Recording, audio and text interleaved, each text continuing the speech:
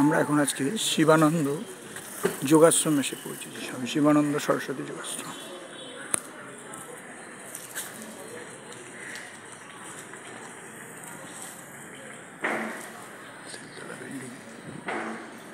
Netaji colony Baranagar থানার পাশ দিয়ে সোজা হেঁটে এখানে এসে পৌঁছাতে হয়। 1367 সাল, এখন 1431, প্রায় 90 বছর হয়ে গেছে শিবানন্দ যোগাশ্রমের বয়স। স্বামী শিবানন্দ সরস্বতীর মূর্তি দেখা যাচ্ছে। উপরে আদি শঙ্করাচার্য, নিগমানন্দ সরস্বতী, স্বামী শিবানন্দ সরস্বতী। এই মন্দিরে পুজো হয় এবং যোগ শেখানো হয়। আমরা আজকে প্রায় 60-70 জন ছাত্র আসবো।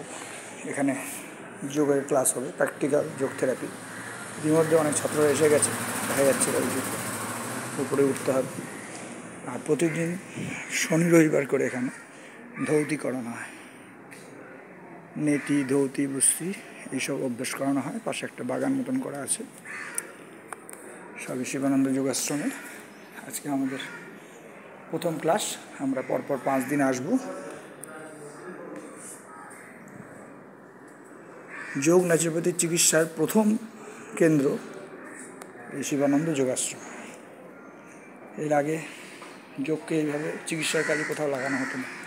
এমনি যোগ কম্পিটিশান বা ঋষিমুনিরা করতো, কিন্তু যোগের মাধ্যমে যে শরীর সুস্থ রাখা হয় সেটা এখানেই প্রথম প্র্যাকটিক্যাল শেখানো শুরু করেছেন শিবানন্দ সরস্বতী। প্রায় 100 বছর হতে চলল। এখানে যোগ ন্যাচুরোপ্যাথির মাধ্যমে বহু লোককে সুস্থ করা হচ্ছে। আমরাও তাই এসেছি শিখতে। আমরা ফিজিওথেরাপি এবং যোগা থেরাপি একসাথে কোর্স করছি। আমরা এখান থেকে শিখে মানুষকে এগুলো শেখাতে পারবো। জয় গুরু।